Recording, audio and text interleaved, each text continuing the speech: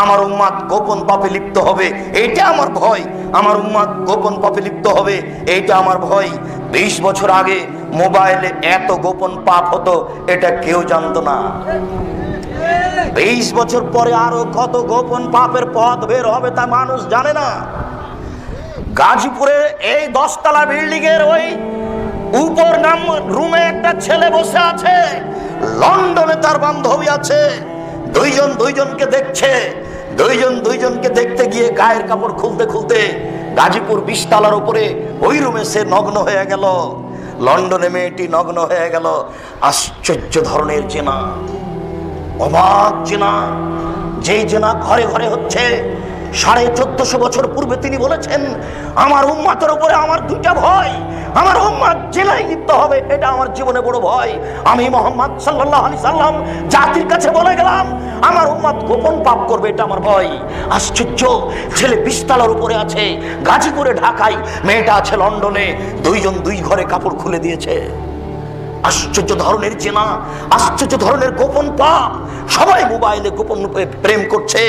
আশ্চর্য, গোসলখানাতে ঢোকে জেনা করে। নিজ নিজ জেনা করার জন্য মেশিন যন্ত্র তৈরি করে নিয়েছে মহিলা। স্বামী নেই, স্বামী কোথায় গেছে প্রয়োজন মনে করে না, নিজ নিজ জেনায় সব লিপ্ত। আল্লাহর নবী বলছেন, আমার জীবনে বড় ভয়, আমার উম্মত জেনায় লিপ্ত হবে। আমার জীবনে বড় ভয়, আমার উম্মত গোপন পাপে লিপ্ত হবে। এসব হাদিস আমি কি দিয়ে বুঝাই জাতিকে? হাদিস তো 1450 বছর থেকে হাদিসে পড়ে আছে। হাদিস গ্রন্থে কেউ যে দেখে না, কেউ যে বলে না, কেউ যে বলা প্রয়োজন মনে করে না। যদি একটু বলতো তাহলে হয়তোবা জনগণ একটু ভয় পেত। কে একটু বলার চেষ্টা করে না।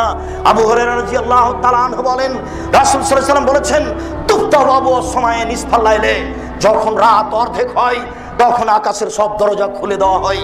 যখন রাত অর্ধেক হয় তখন আকাশের সব দরজা খুলে দেওয়া হয়। আল্লাহর নবী বলছেন, মামিন সাইলিন ফাইস্তাজাবু লাহু, যে যা চাই আল্লাহ তাকে তাই দিয়ে দেন। মায়াদুনি, যে ব্যক্তি প্রার্থনা করে, ফাইস্তাজাবু লাহু, তার দোয়া কবুল হয়ে যায়। মা মিন ফিকারবিন বিফরজন হো, কেউ যদি বিপদে পড়ে, বিপদ থেকে বাঁচতে চায়, আল্লাহ তাকে বাঁচিয়ে দেন। ইল্লালে বাগিন বেফারজেহা, তবে তার যার জেনার সম্পর্ক আছে, সে যতই আল্লাহকে বলুক তার কথা কবুল হয় না। আবার শুনুন সম্মানিত উপস্থিতি, আবু হুরায়রা রাদিয়াল্লাহু তাআলা আনহু বলেন, আল্লাহর নবী বলেছেন, ইন্নাল্লাহা ইয়াদনু মিন খালকিহি ইয়াগফিরু মান ইস্তাগফির, নিশ্চয় আল্লাহ মানুষের নিকটে থাকেন যে ক্ষমা চায় তাকে ক্ষমা করে দেন। নিশ্চয় আল্লাহ মানুষের নিকটে থাকেন যে ক্ষমা চায় তাকে ক্ষমা করে দেন। নিশ্চয় আল্লাহ মানুষের নিকটে থাকেন যে ক্ষমা চায় তাকে ক্ষমা করে দেন। ইল্লাল বাগিন বিফারজিহা, তবে যার জেনার সম্পর্ক আছে আল্লাহ তার কথা শোনেন না। যতদিন পর্যন্ত তোমার মোবাইলে প্রেমের গল্প চলবে, ততদিন পর্যন্ত তোমার দোয়া সপ্তম আকাশের উপরে কবুল হবে না। তুমি দাখিল ম্যাট্রিক পরীক্ষা দিয়ে এসেছো, ইন্টার পরীক্ষা দিয়ে এসেছো, তুমি রাতে অন্ধকারে অঝোর নয়নে যদি কাঁদো, তোমার দোয়া কবুল হবে না। তোমার মা বোরখা পরে থাকে, তাহাজ্জুদ পড়ে যদি অঝোর নয়নে কাঁদে, তোমার মায়ের দোয়া কবুল হবে না। যেহেতু তোমার মা মোবাইলে প্রেমের গল্প করে, আমি তোমাকে কি দিয়ে বুঝাই? রাসূল সাল্লাল্লাহু আলাইহি ওয়াসাল্লাম এভাবে বলেছেন। সম্মানিত উপস্থিতি, উমামা বাহিলি রাদিয়াল্লাহু তাআলা আনহু বলেন, আল্লাহর নবী বললেন, ইন্নী কুনতু নাইমান, আমি একদা রাত্রে ঘুমিয়েছিলাম। ফাতায়ানি রাজুলানে, দুইজন মানুষ আমার পাশে আসলো। ফাখাজাবি সাবাইয়া, তারা আমার ডান বাহু আর বাম বাহু ধরলো। এক খেয়ালে আমার দিকে চেয়ে থাকেন। যে যেখানে আছেন, দোকানপাট বন্ধ করে, চলাচল বন্ধ করে, ক্রয় বিক্রয় বন্ধ করে, এক পায়ে দাঁড়িয়ে হলে দেখতে পান আর না পান, কান লাগিয়ে থাকেন। ইচ্ছে করলে সময় বের করা যাবে না। বক্তব্য শেষ হয়ে গেলে ইচ্ছা করলে আপনাকে আমি সময় দিতে পারবো না। সম্মানিত দিনী ভাই, আপনি একটু দয়া করে অপেক্ষা করুন, আপনার কিছু না কিছু উপকার করবো ইনশাআল্লাহ। বলছিলাম, সম্মানিত দিনী ভাই, রাসূল সাল্লাল্লাহু আলাইহি ওয়াসাল্লাম বললেন, আমি ঘুমিয়েছিলাম, হঠাৎ দুইজন আসলো। একজন আমার ডান হাত ধরলো, একজন আমার বাম হাত ধরলো, ধরে আমাকে নিয়ে চলে যাচ্ছে। ফাইজানা বেকমিন, হঠাৎ দেখি অনেক মানুষ আসাধ্য শাইন ইন্তেফাখান, ফুলে ফেপে 20 হাত, 30 হাত, 40 হাত, 100 হাত উঁচু উঁচু হয়ে আছে। অন্তানাহ রিহান, দুর্গন্ধে টিকা যায় না। কান্না রিহাউমুল মারাইজ, মনে হচ্ছে যেন তারা গণশৌচাগার, মনে হচ্ছে যেন তারা গণ টয়লেট, মনে হচ্ছে যেন তারা গ্রামের টয়লেট। গন্ধে টিকা যায় না, বিশাল বিশাল হয়ে উঁচু উঁচু হয়ে আছে, 30 হাত, 40 হাত, 50 হাত, 100 হাত উঁচু উঁচু হয়ে লাশ পড়ে আছে, গন্ধের টিকা যায় না। ছি ছি ছি ছি ছি। আমি বললাম, জিবরাইল মান হাউলাই, এরা কারা? একই কথা। জিবরাইল, এরা কারা? একই কথা। জিবরাইল, এরা কারা? একই কথা। জিবরাইল বললেন, আহমদ জোনাতা জাওয়ানি, এরা হলো ব্যভিচার ব্যভিচারণী।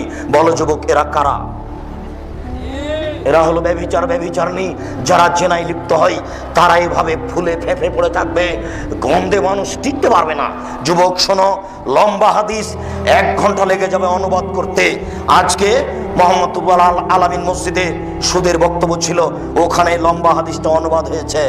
আজকে 11টার সময় যারা নেটে দিবে, তোমাদের বলছি ওটা টান দিয়ে দেখে নাও। সুদ বিস্তারিত বিবরণ দেওয়া আছে, সুদ কি জিনিস। লম্বা হাদিস থেকে তোমাকে একটা অংশ আমি অনুবাদ করে শোনাই। সম্মানিত মুরব্বিয়ানে কেরাম, আল্লাহর নবী বললেন, আমি গত রাত্রে স্বপ্নে দেখলাম 2 জন মানুষ আমার পাশে আসলো। মানে জিবরাইল আমার ডান হাত ধরলেন, মেকাইল আমার বাম হাত ধরলেন, ধরে আমাকে বাইতুল মুকাদ্দাসের দিকে টেনে নিয়ে যাচ্ছেন। যেতে যেতে ফাতাইন আল্লাহ নাকবিল মিসলি তান্নুরে চলে আসলাম একটা গর্তের পাশে। গর্তটা চুলার মতো। চুলা কেমন হবে? এই যে গাজীপুরে যেটা তান্দুরি রুটি করে, বুঝাতে পারলাম না, একটা মোটা রুটি আছে না, যেটা গায়ে লাগিয়ে দেওয়া হয়, এরকম চুলা আমি দেখলাম। এই চুলার ভিতরে আগুন আছে, আগুন উপরে চলে যাচ্ছে। আগুন যখন উপরে চলে যাচ্ছে তখন মনে হচ্ছে ওর ভিতরে যা আছে কাদা এক জমিন হা বের হয়ে বাইরে পড়ে যাবে। ফাইজা খামিদাত রাজাউ ফিহা, যখন আগুনটা একটু কমছে সবকিছু ভিতরে চলে যাচ্ছে। ফাইদা ফিহা রেজালুন অনেসাউন ওরাতুন, তাতে দেখি পুরুষ নারী উলঙ্গ অবস্থায় জমা ধরে আছে, আগুনের ভিতরে জ্বলছে। পুরুষ নারী উলঙ্গ হয়ে আছে, জমা ধরে আছে। আগুন যখন ধাঁধা ধাঁধা করে জোরে উপরে উঠছে, পুরুষ নারী আগুনের ভিতরে ধাঁধা করে উপরে চলে যাচ্ছে। আবার যখন আগুনটা কম হচ্ছে তখন আবার নিচের দিকে চলে যাচ্ছে। দৃশ্য দেখে আমি বললাম, জিবরাইল মান হাউলাই, এরা কারা? একই কথা। পুরুষ নারী উলঙ্গ অবস্থায় জমা ধরে আছে, আগুনের মধ্যে ধাঁধা করে চলছে। ছি ছি ছি ছি, এরা কারা জিবরাইল? এরা কে? তখন জিবরাইল বললেন, মোহাম্মদ জোনা, তারা হচ্ছে ব্যভিচার ব্যভিচারণী। যুবক, আমি তোমাকে কি দিয়ে বুঝাই যে না কত বড় মহাপাপ, তার বাস্তবতা কত কঠিন, তার পরকাল কত কঠিন, তার কিয়ামতের মাঠ কত কঠিন। আল্লাহ নবী বলছেন, যে সব মহিলারা জেনায় লিপ্ত হয় তাদের লজ্জা স্থানের গন্ধে জাহান্নামীরা জাহান্নামে টিকতে পারবে না। যে সব মহিলারা জেনায় লিপ্ত হয় তাদের লজ্জা স্থানের গন্ধে জাহান্নামীরা জাহান্নামে টিকতে পারবে না। আমি কি দিয়ে বুঝাই জেনা কত খারাপ জিনিস? যারা জেনায় লিপ্ত হবে তাদের শরীর হাত কত গন্ধ করবে, আর একজন জাহান্নামে টিকতে পারবে না।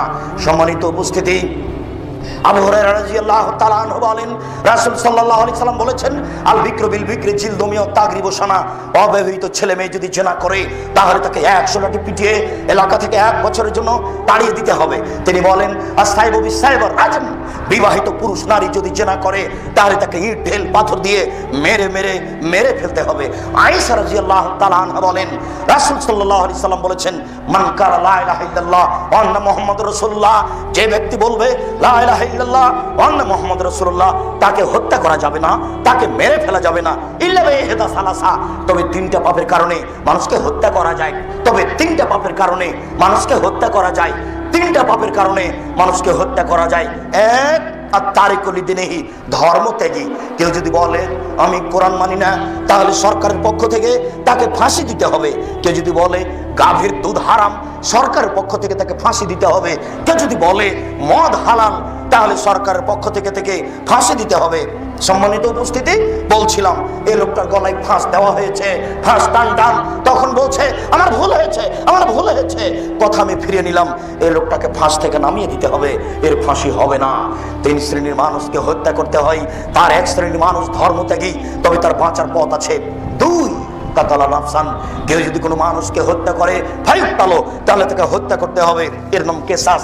এই ছেলে শোনো, তোমার দাদা 90 বছর বয়স, 3 বার হজ করেছে, তাহাজ্জুদ পড়ে ঘর থেকে বের হচ্ছিলেন, মসজিদের দিকে যাবেন, ওই যে ওই পাড়ার ছেলেটা কালকে তোমার দাদাকে অকথ্য ভাষায় গালি দিয়েছে।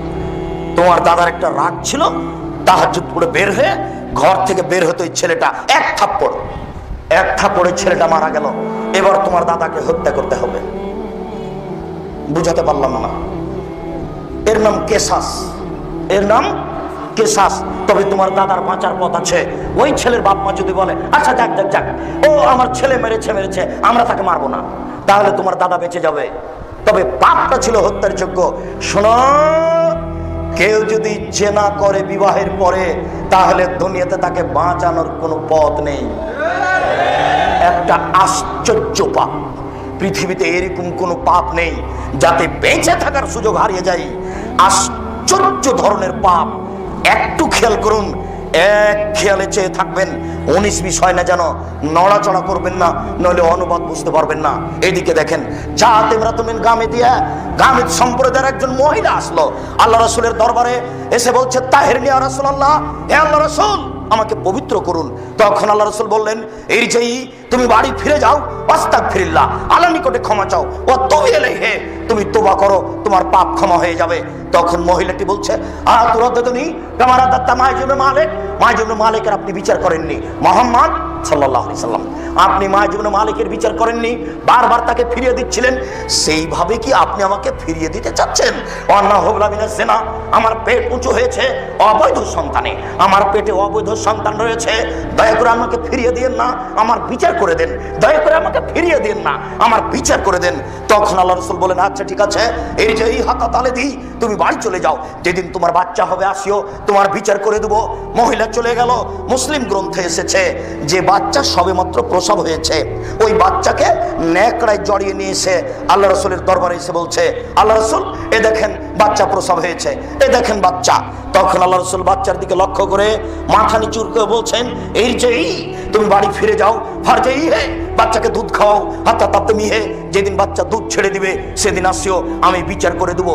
মহিলা বাচ্চা নিয়ে চলে গেল, বাচ্চাকে দুধ পান করালো। 2 বছর পরে বাচ্চা নিয়ে বিচারালয়ে উপস্থিত। এমত অবস্থায় বাচ্চার হাতে এক টুকরা রুটি রয়েছে, এই রুটি প্রমাণ করে বাচ্চা খাদ্য খেতে পারে। ফাওয়াসাদাহু বিয়াদি রাজুলিন মিনাল মুসলিমিনা, আল্লাহর নবী বাচ্চাটাকে একজন মুসলমানের হাতে দিলেন, বললেন যাও এই তুমি বাচ্চাকে লালন পালন করো। এরপরে তিনি বললেন সঙ্গী সাথী ইজাবু বিহা, তোমরা একে মাঠে নিয়ে যাও, আফরিল্লাহ সাতরিয়া, মাঠে নিয়ে গিয়ে গর্ত খুঁড়ে বুক পর্যন্ত পুঁতে দাও। দুঃখিত আমার সম্মানিত দিনী ভাই, আপনাকে আমি কি দিয়ে বুঝাই জেনা কি জিনিস, বিচার কি জিনিস? আপনাকে আমি কি দিয়ে বুঝাই জেনা কি জিনিস, বিচার কি জিনিস? বিবাহ করার পরে যদি পুরুষ এই জেনায় লিপ্ত হয়, তাহলে তাকে বুক পর্যন্ত মাটিতে পুঁতে দিতে হবে না, এমনিতেই চতুর্দিক থেকে ঢেল পাথর মেরে ফেলতে হবে।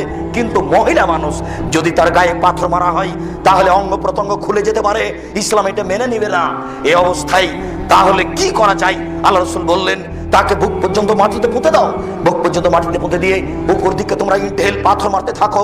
সাহাবীগণ বলেন আমরা তাকে মাঠে নিয়ে গেলাম, মাঠে নিয়ে গিয়ে গর্ত খুঁড়ে বুক পর্যন্ত মাটিতে পুঁতে দিয়ে চতুর্দিক থেকে ঢেল পাথর মারতে লাগলাম। খালিদ বিন ওয়ালিদ বলেন আমি একটা পাথর নিলাম, আমি তার মুখের উপরে মারলাম। ফাতারাজ্জাহাতাম, আলাও আছে খালিদ, পাথরটা মুখে লেগে মুখ ফেটাই রক্ত ছিটে খালিদের গায়ে লাগলো। ফাসবাহা, খালিদ গালিতে বসলেন ছি ছি ছি ছি ছি, একজন জেনাকারিনী মহিলার গায়ের রক্ত আমার গায়ে লাগলো। তখন আল্লাহ রাসূল বললেন মাহলেনা খালিদ, খালিদ থামো, তুমি গালি দিও না। লাকা তাওয়াত লাউ তাওয়া সাইওয়াকসিল্লাহ গফরালাহু, এই মহিলা এত তোবা করেছে, আল্লাহর দরবারে এত ক্ষমা ভিক্ষা চেয়েছে, এরকম তোবা যদি বড় থেকে বড় পাপী করে তবে তার পাপ ক্ষমা করা হবে। খালিদ তুমি একে গালি দিও না। আল্লাহর নবী বললেন এর পাপ ক্ষমা হয়ে গেছে। আল্লাহর নবী তার জানাজা করলেন, আল্লাহর নবী তার কাফন দাফন করলে। কি দিয়ে বুঝায় আমি জাতিকে? আল্লাহ রাসূল তাকে বললেন না যাও তোমার বিচার হবে না, তোমার পাপ ক্ষমা হয়ে গেছে, এই কথা তিনি বললেন না। আপনাকে আমি যেটা বুঝাতে চেয়েছি, কি বুঝালাম? আপনাকে আমি বুঝালাম যে জেনা যদি হয় বিবাহের পরে, তাহলে দুনিয়াতে তার বেঁচে থাকার কোনো সুযোগ নেই। এত বড় পাওয়ারফুল মানুষ, পৃথিবীর সবচেয়ে বড় পাওয়ারফুল মানুষ, তিনি বললেন তার পাপ ক্ষমা হয়ে গেছে, কিন্তু তিনি মাফ করতে পারলেন না। তিনি ধর্মের কাছে জিম্মি, তিনি বলে যেতে পারলেন না যে তার পাপ ক্ষমা হয়ে গেছে, যাও তোমার বিচার হবে না। আমি মনে হয় বুঝাতে পারছি না।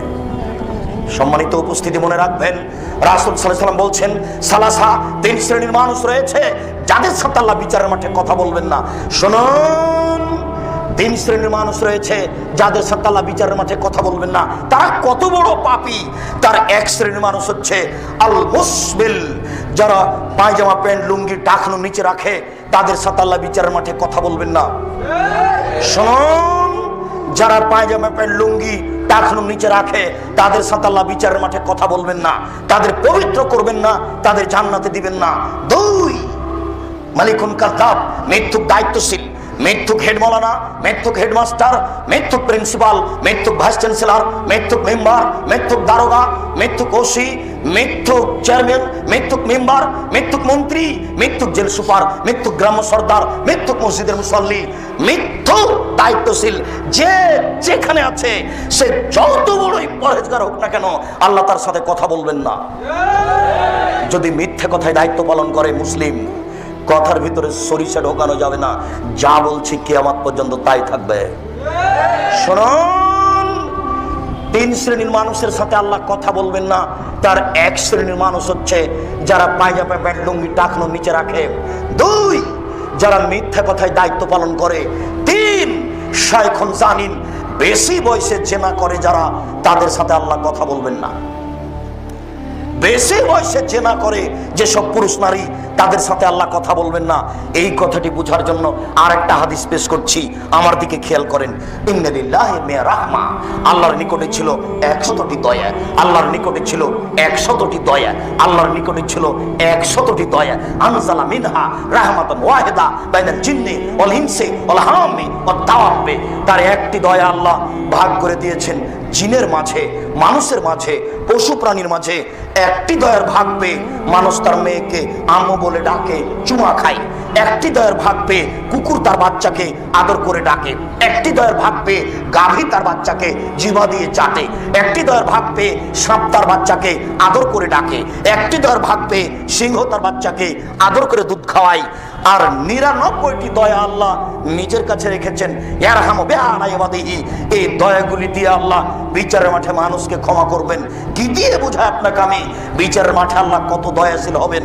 এরপরেও 3 শ্রেণীর মানুষের সাথে আল্লাহ কথা বলবেন না, তারা কত বড় পাপী। আমি মনে হয় পূর্ণ বুঝাতে পারলাম না। আল্লাহর কাছে কতটি দয়া ছিল? 100। তার একটা দয়া আল্লাহ প্রাণীকে দিয়েছেন। প্রাণী বুঝা যায় না মনে হয়, প্রাণীর মধ্যে দিয়ে দিয়েছেন। এই একটি দয়ার ভাগ পেয়ে গাভীটা তার বাচ্চাকে এইভাবে চাটে খাচ্ছে, এইভাবে জিহ্বা দিয়ে চাটছে। আর একটি দয়ার ভাগ পেয়ে আপনার মেয়েকে আপনি এইভাবে চোয়া খাচ্ছেন। 99টা দয়া আল্লাহ নিজের কাছে রেখেছেন। এইগুলি দিয়ে বিচার মাঠে আল্লাহ মানুষকে মাফ করবেন। এরপরে আল্লাহ 3 শ্রেণীর মানুষের সাথে কথা বলবেন না, তারা কত বড় পাপী। আমি আপনাকে কি দিয়ে বুঝাই তারা কত বড় পাপী? তার 1 শ্রেণীর মানুষ হচ্ছে যারা পায়জামা প্যান্ট লুঙ্গি টাকনুর নিচে রাখে। এই ছেলে, আমি তোমাকে শতবার বলেছি, জন্ম দিতে পারলেই মা হওয়া যায় না, জন্ম দিতে পারলেই বাপ হওয়া যায় না, প্রসাব করাতে পারলেই মা হওয়া যায় না, বাচ্চাকে দুধ পান করাতে পারলেই মা হওয়া যায় না। পাগলিও বাচ্চাকে প্রসাব করাতে পারে, পাগলিও বাচ্চাকে দুধ খাওয়াতে পারে। শোনো, এই যে তোমার ছোট ভাইটা প্যান্টটা পরে আছে টাকনুর নিচে, তোমার মা বলে না আব্বু ছি ছি ছি আব্বু আব্বু করেছো কি? আসো আসো আসো আসো, প্যান্টটা খোলো আব্বু, প্যান্টটা খোলো, আমি কেটে দিই, করেছো কি তুমি? আরে প্যান্টটা টাকনুর নিচে আব্বু। 3 শ্রেণীর মানুষের সাথে আব্বু বিচারের মাঠে আল্লাহ কথা বলবেন না। তার 1 শ্রেণীর মানুষ হচ্ছে যারা পায়জামা প্যান্ট লুঙ্গি টাকনুর নিচে রাখে। আব্বু খুলো খুলো খুলো, কেটে দিই। এই কথা তোমার মা বলতে পারে, পাগলি বলতে পারে না। যদি তোমার মা না বলে তাহলে তোমার মা পাগলির চেয়ে খারাপ কিনা বলো? তোমার মাকে যদি আমি অশিক্ষিতা প্রমাণ করতে না পারি, জাতির সামনে বক্তব্য দেব না। তোমার মা এই কলেজের প্রধান শিক্ষিকা, প্রিন্সিপাল। তোমার মা হাই স্কুলের হেডমাস্টার হতে পারে। 14 বার মাস্টার ডিগ্রি পাস করলেও তোমার মা জানে না বাচ্চাকে কিভাবে লালন পালন করতে হয়। এমনিতেই পশু প্রাণীর মতো বাচ্চাকে খাওয়িয়ে নিয়ে বাচ্চাকে কোলে তুলে রিক্সায় নিয়ে চলে গেছে স্কুল। দেখো না, রাত দিন তোমার মা যাচ্ছে, ও জানে বাচ্চাকে কিভাবে লালন পালন করতে হয়, বাচ্চাকে কিভাবে দুধ খাওয়াতে হয়, সেটাই জানে না। বলছিলাম সম্মানিত উপস্থিতি, যুবক, বৈঠকের যুবতী, আমি আপনাদের বলছি নিরাশা হবেন না। আব্দুর রাজাক সাহেব যেভাবে বললেন বাঁচার পথ কি সেইটা বলেন। আজকে যা বললেন তাতে তো বাঁচার পথ দেখি না। বাঁচার পথ কি সেইটা বলেন একটু। জি, দয়া করে আপনি অপেক্ষা করুন, আপনাকে আমি বাঁচার পথ বলছি। মনে রাখবেন, বড় পাপ 2 ভাগে বিভক্ত। একগুলি আল্লাহর সাথে জড়িত, একগুলি মানুষের সাথে জড়িত। মনে রাখবেন, বড় পাপ 2 ভাগে বিভক্ত। একগুলি আল্লাহর সাথে জড়িত, একগুলি মানুষের সাথে জড়িত। এই ছেলে, তোমার বাপ কোটি কোটি টাকা সুদ খেয়েছে। ঢাকা শহরে কয়েকটা বাড়ি কোটি কোটি টাকা ব্যাংকে জমা আছে সুদের। আল্লাহর নবী বলেছেন, কেউ যদি জেনে শুনে 1 টাকা সুদ খায়, 36 বার জেনা করে যত পাপ হবে, 1 টাকা সুদ খেলে তার চেয়ে বেশি পাপ হবে। আল্লাহ নবী বলেছেন, সুদের পাপের 70টি ভাগ রয়েছে। ছোট ভাগ হলো মার সাথে জেনা করলে যেমন পাপ হয়। শোনো, আজকে যদি তোমার বাপ রাতে হাত তুলে আল্লাহকে বলে, আল্লাহ আমার ভুল হয়েছে, তুমি আমাকে মাফ করো, আমি সুদের লেনদেন বন্ধ করলাম, আর কোনোদিন সুদ খাবো না, এই কথাটা বলেই যদি তোমার বাপ মারা যায়, ইনশাল্লাহ জান্নাত হবে। হবে ইনশাল্লাহ। কেন? এই পাপ কার সাথে জড়িত? আল্লাহর সাথে জড়িত। এইবার তোমাকে বলি, ওই যে গাজীপুর ওই মোড়ে একটা রিক্সায় উঠেছ, এখানে নেমে বলছো কত টাকা ভাড়া? বললো 100 টাকা। 2 থাপ্পড় বেটা, দলীয় দাপড় দেখো, 2 থাপ্পড় বেটা, 20 টাকা ভাড়া, 100 টাকা চাও। দিয়ে 20টা টাকা দিয়ে 2টা থাপ্পড় দিয়ে বিদায় করে দিল। এখন ক্ষমা নাও দেখি।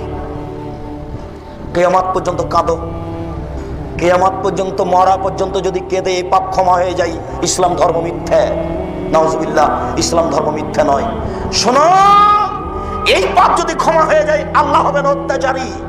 এই পাপ যদি ক্ষমা হয়ে যায়, আল্লাহ হবেন অত্যাচারী। আল্লাহ বলেছেন, আমার উপরে আমি আল্লাহ অত্যাচার হারাম করেছি, আমি অত্যাচার করব না। আব্দুর রাজ্জাক সাহেব, তাহলে ক্ষমা হবে কিভাবে? রিক্সাওয়ালাকে খুঁজে বের করতে হবে, হাত ধরে বলতে হবে, ও রিক্সাওয়ালা, আমি বুঝতে পারিনি গো, তোমাকে 1 থাপ্পড় মারা আমার ভুল হয়েছে, তুমি আমাকে মাফ করো। এই কথা বলা ছাড়া ইহকালে পরকালে কোথাও আর ক্ষমা নেই। আশ্চর্য পাপ, মানুষের সাথে জড়িত পাপ। তুমি তো আর বুঝতে পারছো না, চেয়ারম্যান, মেম্বার, এমপি, মন্ত্রী কত বিপদে আছে। তারা যদি বিপদ বুঝতে পারতেন, তাহলে জনগণের সামনে হাত জোড় করে বলতেন, জনগণ আমার ভুল হয়েছে, জনগণ আমার ভুল হয়েছে। আমার গাজীপুর বাজারে আমার বাপের 1 শতক জমি আছে, ওখানে আমি একটা দোকান করে বাকি জীবন খাবো, আমি দায়িত্ব পালন করবো না, আমি চলে গেলাম। উনি বুঝতে পারছেন এটা কত কঠিন। কি করে? একটু। কি করে? একটু। কিভাবে? একটু। 1 বস্তা গম ছিল জনগণের, আর 1 বস্তা গম ছিল তার বাপের। তো ওখান থেকে কিছু গম এদিকে চলে এসেছে। না না না, কিছু নয়, 100 না, 100 নয়, একটা গম 10-এর এদিকে চলে এসেছে। চেয়ারম্যান সাহেব দেখলেন যে 10-এর গমের মধ্যে থেকে একটা গম আমার ভিতরে চলে আসলো। চেয়ারম্যান সাহেব গমটা ওইদিকে করলেন না। এবার তিনি হজ করতে চলে গেলেন। হজ করতে গিয়ে কাবা ঘরের গিলাপ ধরে কাঁদছেন, আল্লাহ আমার ভুল হয়েছে, মাফ করো, আল্লাহ কিছু গম আত্মসাৎ হয়েছে, তুমি মাফ করো। এইভাবে কাঁদতে যদি থাকেন, এক পর্যায়ে আল্লাহ বলবেন, ও চেয়ারম্যান সাহেব, আরে চেনা ছিল আমার ব্যাপার, যত বড় পাপ হোক না কেন। ও চেয়ারম্যান সাহেব, সুদ ছিল আমার ব্যাপার, যত বড় পাপ হোক না কেন। গম যে আমার নয় গো, গম যে জনগণের, আমার কাছে ক্ষমা হবে না, জনগণের কাছে ফিরে যাও। বুখারী, মুসলিম, আল্লাহ রাসূল বলেছেন, যে দায়িত্বশীল যত বড় গাদ্দার, ধোঁকাবাজ, প্রতারক, তার পিছনে পতাকা হবে তত বড়।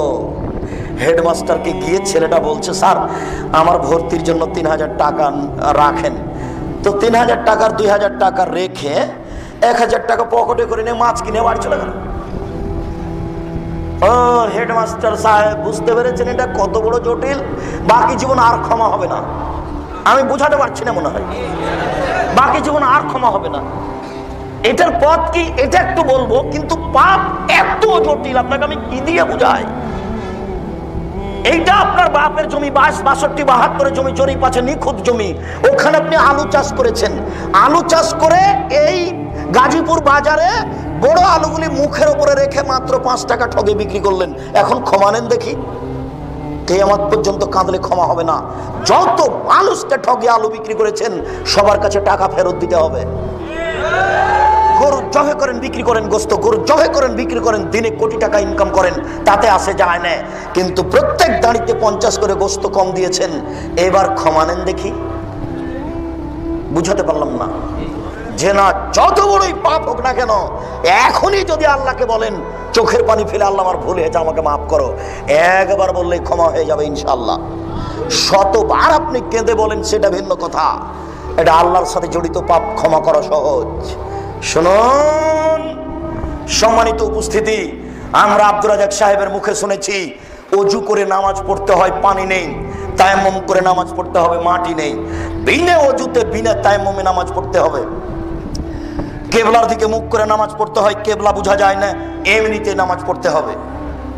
শত্রু তাড়া দিয়েছে, দৌড়িয়ে চলে যাচ্ছি, এই অবস্থাতে নামাজ পড়তে হবে। গাড়িতে দাঁড়িয়ে আছি, ঠেলে ঠেল মানে না, এইভাবে হাত উঁচু করে শিকল ধরে আছি, নামাজের টাইম হয়ে গেছে, এইভাবেই নামাজ পড়তে হবে। দাঁড়িয়ে নামাজ পড়তে হয়, বসে দাঁড়িয়ে থাকা যায় না, বসে থেকে পড়তে হবে। বসে থাকা যায় না, শুয়ে থেকে পড়তে হবে।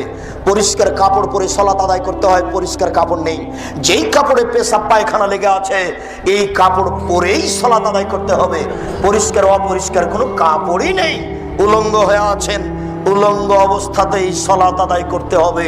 কথার কথা বলা হয়েছে, আফগানিস্তানে, ইরাকে, মুসলিম দেশে মার্কিন সৈন্য ঢোকে, মুসলিম নারীকে ধরে নিয়ে এসে 10 জন 12 জন ধর্ষণ করে, এরপরে পরনের কাপড় খুলে নিয়ে উলঙ্গ অবস্থায় হাঁটতে বাধ্য করে তাদের সামনে। এই উলঙ্গ অবস্থায় যদি নামাজের টাইম হয়ে যায়, তাহলে মার্কিন সৈন্যের সামনে উলঙ্গ অবস্থাতেই এই মহিলাকে নামাজ পড়তে হবে, পড়তেই হবে। আপনাকে আমি কি দিয়ে বুঝাই নামাজ কি জিনিস? আপনাকে আমি কি দিয়ে বুঝাই নামাজ কি জিনিস? আপনাকে আমি কি দিয়ে বুঝাই নামাজ কি জিনিস? একটা আশ্চর্য ইবাদত যে মানুষের কোনো অসুবিধা বুঝে না, একটা আশ্চর্য ইবাদত যার কোনো বদল বিকল্প চলে না। আমি অসুস্থ, একে টাকা দিলাম, ও হজ করলো, হজ আমার হয়ে গেল, এ দেখেন হজের বিকল্প চলে, নামাজের চলে না। আমি অসুস্থ, ফকিরকে খাওয়ালাম, সকাল সন্ধ্যা রোজা থাকলো, রোজা আমার হয়ে গেল, এ দেখেন রোজার বিকল্প চলে, নামাজের বিকল্প চলে না। আশ্চর্য ধরনের ইবাদত। ইমাম আবু হানিফা রাহিমাহুল্লাহ বলেছেন, কেউ যদি অলসতা করে 1 ওয়াক্ত নামাজ ছেড়ে দেয়, তাহলে তাকে জেলখানায় বন্দি করে পিটিয়ে নামাজ পড়াতে হবে। ইমাম আহমদ ইবনে হাম্বল রাহিমাহুল্লাহ বলেছেন, কেউ যদি অলসতা করে 1 ওয়াক্ত নামাজ ছেড়ে দেয়, তাহলে তাকে কুরবানি করতে হবে। বর্তমান আরবি বিদ্বানগণ এখন বলছেন, এই মুহূর্তে আরবি বিদ্বানগণ বলছেন, স্বামী নামাজ পড়ে, স্ত্রী পড়ে না, স্ত্রী পড়ে, স্বামী পড়ে না। বিভাগ কেটে গেছে, চেয়ারম্যান লাগে না, মেম্বার লাগে না, কাজী লাগে না, খাতা কলম লাগে না, বিভাগ এমনিতেই গেছে। আপনাকে আমি কি দিয়ে বুঝাই নামাজ কি জিনিস? আল্লাহ নবী বলেছেন, এই তোমরা তোমাদের ছেলে মেয়েকে নামাজ পড়তে বলো যখন তার বয়স 7 বছর। তোমরা পিটিয়ে ছেলে মেয়েকে নামাজ পড়াও যখন তার বয়স 10 বছর। আল্লাহর নবী কখনো বলেননি, আল্লাহর নবী কখনো বলেননি, এই ছেলে তোমার বয়স 7 বছর, নামাজ পড়ো, নামাজ পড়ো। এইভাবে আল্লাহ রসুল কখনো বলেননি। আল্লাহ রসুল বলেননি, এই ছেলে তোমার বয়স 10 বছর, নামাজ পড়ো নাহলে পিটাবো, বলো নামাজ পড়ো নাহলে পিটাবো। এইভাবে আল্লাহ রসুল বলেননি। আল্লাহ রসুল বলছেন, তোমরা তোমাদের ছেলে মেয়েকে নামাজ পড়তে বলো যখন তার বয়স 7 বছর 10 পর্যন্ত। আব্বু নামাজ পড়ো, আম্মু নামাজ পড়ো, আব্বু নামাজ পড়ো। কতদিন চলবে? 3 বছর। এবার পিটন, লাঠি, এই দাঁত ভেঙে দেবো, একবারে পিঠের চামড়া তুলে দেবো, আগে নামাজ পড়াই তারপরে কোনো কথা। এটা কতদিন চলবে পিটন? 5 বছর, 15 পর্যন্ত। এই হলো 5 আর 3 8 বছর নামাজের কর্মসূচি। 5 বছর বয়সের ছেলে নামাজ পড়ে না, তার বাপ বেঁচে আছে, কথা মিথ্যে। 15 বছর বয়সের ছেলে নামাজ পড়ে না, তার বাপ বেঁচে আছে, মিথ্যে।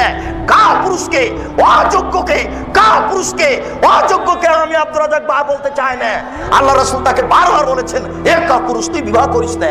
যোগ যেভাবে ঘুরে বউ সেভাবে চলে, এর নাম ক্ষমতা। যোগ যেভাবে ঘুরে বউ সেভাবে চলে, এর নাম ক্ষমতা। যোগ যেভাবে ঘুরে পরিবার সেভাবে চলে, এর নাম ক্ষমতা। তোর ক্ষমতা নেই, তুই বিবাহ করিস না। আল্লাহ রসুল অনেককে নিষেধ করেছেন এভাবে। আবু জার গেফারি বলছেন, আল্লাহ নবী আমাকে একটু এলাকার নেতা করে দেন না। তখন আল্লাহ রসুল বলছেন, হায় হায় আবু জার তুমি করেছো কি? আরে নেতা, নেতৃত্ব আমানত, তুমি তো দুর্বল মানুষ, তুমি পারবা না। নেতৃত্ব দিবে উমর, যে সকালকে সকাল করে দেখাতে পারে, বিকাল হবে না। যে বিকালকে সকাল করবে না, বিকাল করে রাখবে, যার নাম উমর। যার কথা শুনলে বনের পশু কাঁপে, যার নামটা মনে নিলে মানুষের অন্তর কাঁপে বলে ইতিহাস বলে। এই লোক নেতৃত্ব দিবে। আবু জার তুমি কেন? আল্লাহ রাসূল বলছেন, এ কাপুরুষ, তুই কেন বিবাহ করবি? তুই যে বউ কন্ট্রোল করতে পারবি না, ছেলে মেয়ে কন্ট্রোল করতে পারবি না, তুই রোজা থাক। রোজা থেকে থেকে থেকে যৌবনকে ধ্বংস কর। যার ক্ষমতা আছে সে যেন বিবাহ করে। বলো যুবক, এইসব পতিতালয়ের মেয়েগুলি রাস্তাঘাটে হাঁটছে, এর জন্য এ দায়ী না তার বাপ দায়ী? বলো যুবক, আজকে গ্রামে গার্মেন্টসে হাজারো হাজার নারী, এর নাম জেনার আস্তানা, হাজারো হাজার লক্ষ কোটি নারী নির্দ্বিধায় জেনা করছে। বলো এর জন্য কে দায়ী? ওর বাপ দায়ী, ওর বাপ দায়ী। কাপুরুষের বিবাহ করা ঠিক হয়নি। কাপুরুষের উচিত ছিল ভিক্ষা করে ছেলে মেয়েকে খাওয়ানো। কাপুরুষের কি উচিত ছিল? ভিক্ষা করে ছেলে মেয়েকে খাওয়ানো। কেন মেয়েকে এখানে পাঠালো? কেন মেয়ে এভাবে বেশ্যালয়ের মেয়ে সেজে রাস্তাঘাটে ঘুরবে? কেন ঘুরবে? দুঃখিত, আমি আপনাকে কি দিয়ে বুঝাই? সম্মানিত উপস্থিতি, বলছিলাম নামাজ যত বড়ই কঠিন ইবাদত হোক না কেন, এই লোকটার বই 70 বছর একদিনও নামাজ পড়েনি। আজকে বলছে আল্লাহ আমার ভুল হয়েছে, আমি আজ থেকে নামাজ ধরবো, আল্লাহ তুমি আমাকে মাফ করো। এই কথাটা বলেই মারা গেছে। ইনশাআল্লাহ জান্নাত পাবে। বলেন কেন দেখি? নামাজ কার সাথে জড়িত? আল্লাহর সাথে জড়িত। এই ছেলে, তোমার বাপ তোমার বড় ভাইকে জমি দিয়েছে, তোমাকে দেয়নি। এবার বলো তোমার বাপের কি হবে? আর জান্নাত হবে না। শুনুন, বাংলাদেশের নোংরা নীতি, প্রায় পরিবারে তোমার বাপের 90 শতক জমি, তুমি আর তোমার 2টা বোন, বা তুমি আর তোমার 1টা বোন, বলো তো তোমার বাপ মরার পরে 60 শতক নিবা তুমি, আর 30 শতক নিবে তোমার বোন। তো এই 30 শতক কি তোমার কাছে একদিন থাকার অনুমতি আছে? তো বছর বছর আছে কেন? বুঝাতে পারলাম না কথা মনে হয়। আগামীকাল সন্ধ্যা হতে হতে বোনের ভাগ দিতে হবে, তারপরে কোনো কথা আছে? গাজীপুর শহরে বাপের জমি আছে, তাতে কি হবে? প্রয়োজনে ভিক্ষা করে খাবো, বোনের জমি খাবো না। আপনি বুঝতে পারছেন না? আপনাকে আমি একটা বাক্য বুঝাতে পারিনি। আল্লাহর রাসূল বলেছেন, ইন্নামার রিজকু ইয়াতলুবুন নাস কামা ইয়াতলুবুল মাউত। মানুষের মরণ যেভাবে মানুষকে খুঁজে, মানুষের রুজি মানুষকে সেভাবে খুঁজে। মানুষের মরণ যেভাবে মানুষকে খুঁজে, মানুষের রুজি মানুষকে সেভাবে খুঁজে। মরণ কাউকে ধরেনি, 1000 বছর থেকে পড়ে আছে। এইটা কি ঘটেছে? মরেনি এমন কোন মানুষ কি আছে? মরণ যেমন মানুষকে খুঁজে, মানুষের রুজি তেমন মানুষকে খুঁজে। পৃথিবী সৃষ্টির 50,000 বছর পূর্বে আপনার রুজি যা লেখা হয়েছে, যেদিন আপনি মায়ের পেটে 43-4 মাস, সেই দিন রুজি আবার ওইটাই লেখা হয়েছে। এই ছেলে শোনো, তোমার বাপ 6 মাস হলো কিছু খায় না, শুধু ফলের রস খায়, কিছুই খায় না। বলো বেঁচে আছে কেন? শোনো, রুজি শেষ হয়ে গেছে, হায়াত বাকি আছে, এই জন্য বেঁচে আছে। কিছুই যদি না খায় তবু বেঁচে থাকবে। এবার শোনো, এই ছেলে, তোমার বাপ খালি বেশি বেশি খেতে চাচ্ছে, তোমার মা এখনই দিয়ে আসলো, আবার বলছে আমাকে ক্ষুধা লেগেছে, খেতে দাও তো। এটা কেন বলো? তোমার বাপের হায়াত শেষ হয়ে গেছে, রুজি বাকি আছে। একটা চাউল বাকি রেখে মারা যাবে না। আমি বুঝাতে পারছি না? একটা চাউল বাকি রেখে মারা যাবে না। যেই চাউল নির্ধারণ হয়েছে পৃথিবী সৃষ্টির কতদিন পূর্বে? 50,000 বছর পূর্বে। ওটা আবার রেনু করা হয়েছে কখন? মায়ের পেটে যেদিন 43-4 মাস, সেই দিন আবার লেখা হয়েছে। শুনুন, আগামীকাল সন্ধ্যা হতে হতে বোনের ভাগ দিবেন, তাহাজ্জুদ পড়ে জান্নাত কেনার চেষ্টা করিয়েন না। আগামীকাল সন্ধ্যা হতে হতে শ্বশুরকে মোটরসাইকেল ফেরত দিও, কাপুরুষের পরিচয় দিও না, লজ্জা করিও। লজ্জা থাকা উচিত, লজ্জা করিও। বক্তব্যের সাথে মুনাফিকি করো না। আব্দুর রাজাক সাহেব, বুঝতে পেরেছি মানুষের সাথে জড়িত পাপ সবচেয়ে জটিল, কঠিন। আল্লাহর সাথে জড়িত পাপ খুবই ক্ষমা নেওয়া সহজ। জেনা আল্লাহর সাথে জড়িত পাপ, জি জেনা আল্লাহর সাথে জড়িত পাপ। নিরাশা হবেন না, আপনাকে আমি কয়েকটি পথ দেখাচ্ছি। এই ছেলে শোনো, আজকে যদি তুমি মোবাইলে গল্প বন্ধ করতে পারো, যত নাম্বার আছে কেটে দিতে পারো, আর যদি বলতে পারো জিন্দেগিতে আমি আর কোনোদিন কোনো মেয়ের সাথে কথা বলবো না, তোমার মায়ের নাম্বার ছাড়া আর কোনো নাম্বার থাকবে না। এখন তুমি যদি পৃথিবীর যে কোনো বিপদে পড়ো, আল্লাহ তোমাকে বাঁচিয়ে দিবে ইনশাআল্লাহ। আব্দুর রাজাক সাহেব এত বড় কথা বললেন, দলিল আছে তো? তা তো অবশ্যই, দলিল ছাড়া আমি কোনো বাক্য ব্যবহার করি না। বলেন দেখি। এদিকে শোনো, তুমিও জানো, 3 জন মানুষ রাস্তায় হাঁটছিল, বুখারী মুসলিম। হাঁটতে হাঁটতে বৃষ্টি আসলো, গর্তে ঢুকে গেল, পাথর একটা উপর থেকে এসে গর্তের মুখে পড়ে গেল, বের হতে পারে না, ঠেলতেও পারে না, ধাক্কা দিতে পারে না। তিনজনের একজন বলল, আল্লাহ আমার বাপ মাকে ভালোবাসতাম, পাথরটা সরিয়ে দেন। আচ্ছা ঠিক আছে, কিছু অংশ দিলাম।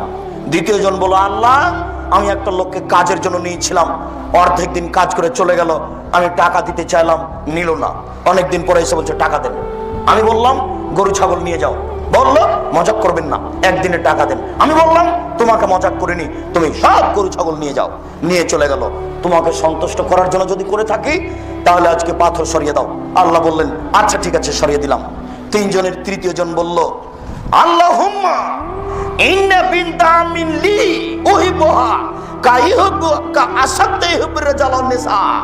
আমার চাচার একটি মেয়ে ছিল, আমার চাচাতো বোন, আমি তাকে এত বেশি ভালোবাসতাম, পৃথিবীর মানুষ নারীকে যা ভালোবাসে তার চেয়ে লক্ষ কোটি গুণ বেশি আমি ভালোবাসতাম। আমি তার সাথে জেনা করতে চাইলাম, সে নাকচ করে দিল। সে বলল যদি 100টি স্বর্ণের টাকা দিতে পারো আমি রাজি। আমার বোন বুঝেছিল আমি গরিব মানুষ, 100টি স্বর্ণের টাকা সংগ্রহ করতে পারবো না। আমি হাড় ভাঙা পরিশ্রম করে 100টি স্বর্ণের টাকা সংগ্রহ করলাম। আমি বললাম এ নাও টাকা। টাকা হাতে নিল, জালাস্ত বাইনা রিজলাইহা, আমি তার দুই পায়ের মাঝে বসলাম, এখন জেনা করব। ও আমাকে বলল, আব্দাল্লাহ, এ আল্লাহর বান্দা, ইত্তাকিল্লাহ, আল্লাহকে ভয় কর, ওয়ালা তাবদাইল খাতামা, আমাকে ওয়াসতি করিস না বান্দা। এ আল্লাহর বান্দা, আল্লাহকে ভয় কর, আমাকে ওয়াসতি করিস না। আমি একজন অসতী নারী হতে চাই না, তুই আমাকে ওয়াসতি করিস না। ফাকুনতানহা, আমি ওখান থেকে উঠে গেলাম। যদি তোমার ভয় করে থাকি তুমি পাথর সরিয়ে দাও। আল্লাহ পাথর সরিয়ে দিলেন। বুখারী মুসলিম। বলো তুমি বিপদ থেকে বেঁচে যাবে ইনশাআল্লাহ। দেখো তুমি মানুষই পারে, পশু প্রাণী পারে না। এই ত্যাগ তিতিক্ষায় কে যেতে পারে? মানুষই পারে। এই ত্যাগ তিতিক্ষায় কে যেতে পারে? মানুষই পারে। দেখবে তুমি ঈমান, একটু দেখো, 1 মিনিট দেখবে তুমি ঈমান, একটু দেখো, 1 মিনিট দেখো। তোমার মাকেও বলছি, তোমার বোনকেও বলছি, দেখো ঈমান কাকে বলে। দেখো জেনা থেকে নিজেকে বাঁচানোর পথ দেখো। ইব্রাহিম আলাইহিস সালাম বললেন, সারা স্বৈরাচারী শাসক তোমাকে ডেকে পাঠিয়েছে, আমি রক্ষা করতে পারলাম না, তুমি স্বৈরাচারী শাসকের কাছে যাও। সারা নির্জনে স্বৈরাচারী শাসকের ঘরে ঢুকলেন। শাসক বসেছিল, ঢুকতে দাঁড়িয়েছে, গায়ে হাত লাগাবে তাই হাতটা বাড়িয়েছে। সারা বললেন, থামো, আগে উজু হবে, 2 রাকাত সালাত হবে, তারপরে কোনো কথা। সারা উজু করলেন, 2 রাকাত সালাত আদায় করলেন। 2 রাকাত সালাত আদায় করে বলছেন, আল্লাহুম্মা, হে আল্লাহ, ইন কুনতা আমানতু বিকা ওয়া বিরাসূলিকা, আমি সারা যদি তোমাকে বিশ্বাস করে থাকি, আমি সারা যদি তোমার নবী ইব্রাহিমকে নবী বলে বিশ্বাস করে থাকি, আমি বলি না ইব্রাহিম আমার স্বামী, আমি বলছি ইব্রাহিম নবী। ও হাসান তো ফারজিল্লাহ জাওজি, আমার লজ্জা স্থানকে জিন্দেগিতে আমার স্বামী ছাড়া কাউকে ব্যবহার করতে দিনি। এই 3টা কথা যদি ঠিক হয়ে থাকে, 1 আমি তোমাকে বিশ্বাস করি, 2 আমি তোমার নবী ইব্রাহিমকে বিশ্বাস করি, 3 জিন্দেগিতে আমি কোনোদিন জেনায় লিপ্ত হইনি, আমার লজ্জা স্থান কাউকে আমি ব্যবহার করতে দিইনি। এই কথা 3টা যদি ঠিক হয়ে থাকে, ফালা তুসাল্লে তালাল কাফেরা, এই স্বৈরাচারী শাসককে আমার উপরে জয় করবে না, ও যেন আমার গায়ে হাত লাগাতে না পারে। কথা শেষই হয়নি, ফাগুত্তা অজ্ঞান হয়ে উল্টে পড়ে গেছে। কথা শেষই হয়নি। আমি তোমাকে কি দিয়ে বুঝাই ঈমান কি জিনিস? বুখারী মুসলিম। আমি তোমাকে কি দিয়ে বুঝাই ঈমান কি জিনিস? তোমার বোনকে একটু বলতে দেখো, বলো দেখি, বলুক দেখি। তোমার বোন আটো সাটো কামিজ পরে আছে, জাতিকে তার উঁচু নিচু দেখিয়ে জাহান্নামে ঠেলে দিয়ে জান্নাত কিনতে চাচ্ছে, বলো কি বলবে আল্লাহকে? ও কি বলতে পারে? তোমার বাপ, তোমার মা নগ্ন পোশাক পরে চলে, বেশ্যালয়ের মেয়েকে দিন রাত দেখে, বলো তোমার মা আল্লাহকে কি বলতে পারে? ছোট ব্লাউজ পরে দিন রাত ঘুরে, বলো তোমার মা আল্লাহকে কি বলতে পারে? দেখেছো ঈমানের কত পাওয়ার, দেখেছো ঈমানের কত ক্ষমতা। বলছে ভাবে, 1 আমি যদি তোমাকে বিশ্বাস করে থাকি, 2 তোমার নবী ইব্রাহিমকে যদি আমি বিশ্বাস করে থাকি, 3 জিন্দেগিতে যদি আমি কোনোদিন লজ্জা স্থানকে আমার স্বামী ছাড়া কাউকে দিয়ে না থাকি, এই কথা তিনটা যদি আমার সত্য হয়ে থাকে, তাহলে এই জন্য আমার গায়ে হাত লাগাতে না পারে। কথা শেষই হয়নি, অজ্ঞান হয়ে গেছে। ইমান কাকে বলে দেখো, 1 মিনিট আর একটু দেখো ইমান কাকে বলে দেখো, দেখো 1 মিনিট। কাল আসহাবু মূসা, মূসা আলাইহিস সালামের সঙ্গী সাথী বললেন, ইন্নাল্লাহ মুদরাকুন, আমরা বন্দী। ডানে ফেরাউন, বামে ফেরাউন, পিছনে ফেরাউন, সামনে সাগর। ডানে ফেরাউন, বামে ফেরাউন, পিছনে সাগর, পিছনে ফেরাউন, সামনে সাগর। বাঁচার কোনো পথ নেই। সঙ্গী সাথী বললেন, মূসা আমরা বন্দী, আমরা আটকা পড়েছি। ডানে ফেরাউন, বামে ফেরাউন, পিছনে ফেরাউন, সামনে সাগর। মূসা আমরা বন্দী, আমরা আটকা পড়েছি। তখন মূসা আলাইহিস সালাম বলছেন, কাল্লা, কখনো নয়, অসম্ভব হতে পারে না। কাল্লা, কখনো নয়, অসম্ভব হতে পারে না। কিন্তু ওই রব্বি, আমার সাথে আমার প্রতিপালক রয়েছেন, সায়াদিনী, তিনি আমাকে পথ দেখাবেন। অসম্ভব ফেরাউন আমাকে ধরতে পারে না, অসম্ভব ফেরাউন আমাকে ধরতে পারে না। কাল্লা, কখনো নয়, অসম্ভব, এটা হতে পারে না, ফেরাউন আমাকে ধরতে পারে না। ইন্না ওই রব্বি, আমার সাথে আমার প্রতিপালক রয়েছেন, সায়াদিনী, তিনি আমাকে পথ দেখাবেন। যুবক, তুমি মনে রেখো, মূসা আলাইহিস সালাম নিজেই জানেন না পথ কি হতে পারে। মূসা আলাইহিস সালাম নিজেই জানেন না পথ কি হতে পারে, তবে তার ঈমান বলছে মূসা আমাকে ধরতে পারে না, ফেরাউন আমাকে ধরতে পারে না। আমি বুঝাতে পারলাম না মনে হয়, কোনো পথ নেই বাঁচার। তবে তিনি বলছেন ফেরাউন আমাকে ধরতে পারে না, এটা অসম্ভব, এটা হতেই পারে না। আল্লাহ বলছেন লাঠি হাতে একটু সাগরে মারো। মারলেন, পানিটা 2 দিকে সরে গেল। আল্লাহ বলছেন কাত্তাউদিল আজিম, পানি পাহাড়ের মতো দাঁড়িয়ে আছে। যেখানে পানির গভীরতা 1 কিলো, সেখানে পানির পাহাড়ের উঁচুতা 1 কিলো। যেখানে পানির গভীরতা 1000 কিলো, সেখানে পানির পাহাড়ের উঁচুতা 1000 কিলো। যেখানে পানির গভীরতা 5000 কিলো, সেখানে পানির পাহাড়ের উঁচুতা 5000 কিলো। পানি 2 দিকে সরে দাঁড়িয়ে আছে। মূসা আলাইহিস সালাম তার লোকজন নিয়ে হেঁটে চলে গেলেন। এর নাম ঈমান। সম্মানিত উপস্থিতি, আব্দুর রাজ্জাক সাহেব পরের কথা বলেন, আমাদের বাঁচার পথ কি? আপনি বললেন যে কোনো বিপদ থেকে বেঁচে যাব, ঠিক আছে বুঝলাম, বিচারের মাঠে কি হবে? যুবক শোনো, তুমি যদি আজকে চেনার পথ বন্ধ করতে পারো, শুধু কি হবে মানে, এদিকে দেখো, কি হবে মানে, বিচারের মাঠে তুমি বিশেষ ছায়াতলে থাকবে। 7 শ্রেণীর মানুষ বিচারের মাঠে বিশেষ ছায়াতলে থাকবে, তার মধ্যে তুমি একজন। 7 শ্রেণীর মানুষ বিচারের মাঠে বিশেষ ছায়াতলে থাকবে। তার 1 শ্রেণীর মানুষ হচ্ছে ন্যায়পরায়ণ বাদশা। 1 শ্রেণীর মানুষ হচ্ছে বাল্যকাল থেকে ইবাদতে অভ্যাসী। 1 শ্রেণীর মানুষ হচ্ছে মানুষকে ভালোবাসে আল্লাহর হস্তে। 1 শ্রেণীর মানুষ হচ্ছে নির্জনে কাঁদে, 2 চোখের পানি ঝরে। 1 শ্রেণীর মানুষ হচ্ছে গোপনে দান করে। আর 1 শ্রেণীর মানুষ হচ্ছে তুমি। তোমাকে মোবাইলে বলছে, আমি খালেদা বলছি, তুমি 11টার সময়তে আসো। তখন তুমি উত্তরে বললে, শোনো, আমি আল্লাহকে ভয় করি। তুমি জিন্দেগিতে আমার সাথে এই বিষয়ে কথা বলবো না, আমি আল্লাহকে ভয় করি। তুমি যদি আল্লাহকে ভয় করি বলে কথা বলতে পারো, আল্লাহর নবী ওয়াদা করেছে তোমার সাথে, সেই দিন তুমি থাকবে বিচারের মাঠে বিশেষ ছায়াতলে। আমি তোমাকে কি দিয়ে বুঝাই শরীয়ত কি জিনিস? শুনুন, এই ছেলে, তোমার মা আর তোমার বোন যেন নিরাশা না হয়, তোমার বোন এবং তোমার মা যেন নিরাশা না হয়। আমি যতই কঠিন করে বলি না কেন, আমি আসলে ব্যক্তিগতভাবে কিছু বলিনি, দুঃখিত, আমার কিছু করার নেই। আল্লাহর নবী এইভাবে কঠিন ভাবে বলেছেন। আল্লাহ নবী বলছেন, ইন্নাল মারাতা তুকবিলু ফি সূরাতি শায়তান ওয়া তুদবিরু ফি সূরাতি শায়তান। নিশ্চয় মহিলা শয়তানের বেশ ধরে আসে, শয়তানের বেশ ধরে যায়। বলো কে? তোমার বোন। ওই যে এখন দোকানে দাঁড়িয়ে আছে, ওই যে তোমার বোন দাঁড়িয়ে আছে। বলো ওর বাপ নাই, বলো ওর ভাই নাই, বলো ওর লজ্জা আছে, বলো ওর শরম আছে, বলো ওর হায়া আছে, বলো ওর ইতস্তবোধ আছে, বলো তার বোধগম্য আছে, বলো তার বোধোদয় আছে, বলো সে মানুষ, ও মানুষ একটা। ও জাতিকে জেনা করিয়ে, জাতিকে জাহান্নামে ঠেলে দিয়ে নিজেকে ব্যবসা করে রুজি উপার্জন করতে চাই, সে নিজের বিদ্যা দেখাতে চাই। ও বন্য, ও বর্বর, ও অসভ্য, ও অশিক্ষিতা, ওর বোধোদয় নেই, ওর বোধগম্য নেই। ওই বেশ্যালয়ের মেয়ের কারণে আজকে মানুষ নির্দ্বিধায় জাহান্নামে চলে যাচ্ছে। তুমি বলো কি জাহান্নামে যাওয়ার এগুলি সবচেয়ে বড় পথ? তুমি বলো কি? আল্লাহ রাসূল সাল্লাল্লাহু আলাইহি ওয়াসাল্লাম বলছেন, ওই মহিলা যেই মহিলা সাজসজ্জা গ্রহণ করে পুরুষের পাশ দিয়ে গেল, ও ব্যভিচারিণী, ও ব্যভিচারিণী, ও ব্যভিচারিণী। আল্লাহর নবী এই কথা কেন বললেন? তিনি বললেন, মা তারাক্তুবাদি ফিতনাতান আজারাল রাজাল মিনান নিসায়ে, আমার জীবনে ছাড়িনি কোনো বস্তু যেটা পুরুষের জন্য বেশি বিপজ্জনক হতে পারে নারীদের চেয়ে। আমার জীবনে ছাড়িনি কোনো বস্তু যেটা পুরুষের জন্য বেশি বিপজ্জনক হতে পারে নারীদের চেয়ে। আমার জীবনে ছাড়িনি কোনো বস্তু যেটা পুরুষের জন্য বেশি বিপজ্জনক হতে পারে নারীদের চেয়ে। আল্লাহ রাসূল বলছেন, ইন্নান নিসা হাবাইলুশ শায়তান, নিশ্চয় মহিলারা শয়তানের জাল, নিশ্চয় মহিলারা শয়তানের জাল, নিশ্চয় মহিলারা শয়তানের জাল। রাসূল সাল্লাল্লাহু আলাইহি ওয়াসাল্লাম বলছেন, ইয়াকুমুদ দুখুল আলান নিসায়ে, তোমরা মহিলাদের কাছে যায় না, বিপদে পড়ে যাবা।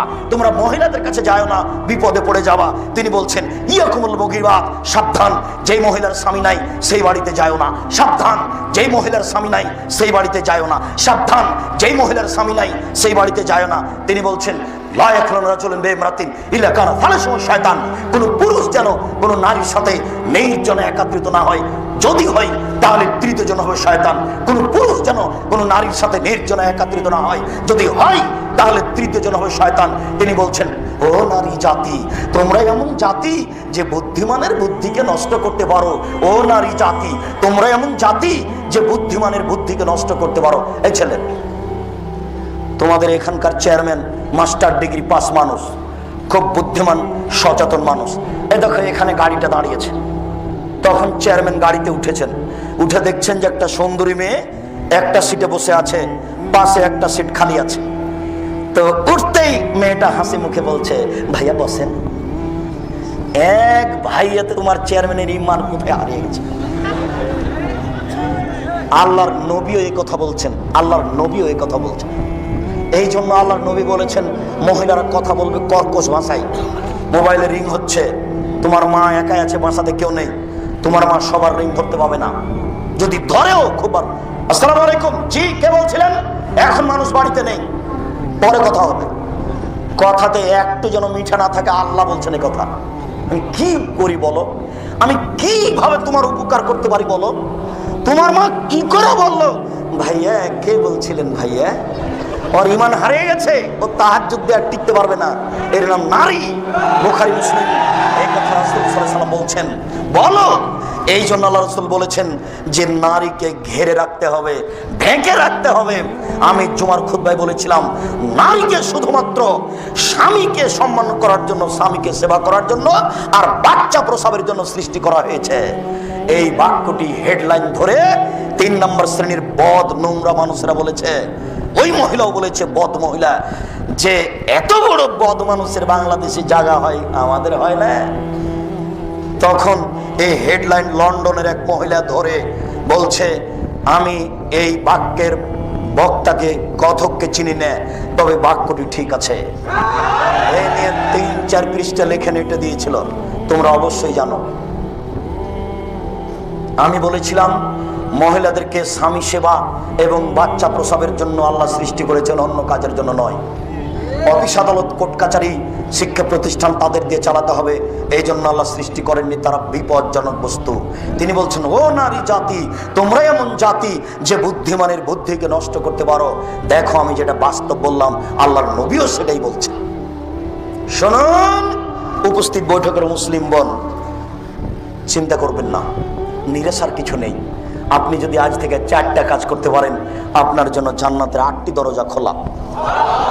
এই সুযোগ পৃথিবীর কোনো পুরুষকে দেওয়া হয়নি, এই সুযোগ পৃথিবীর কোনো পুরুষকে দেওয়া হয়নি।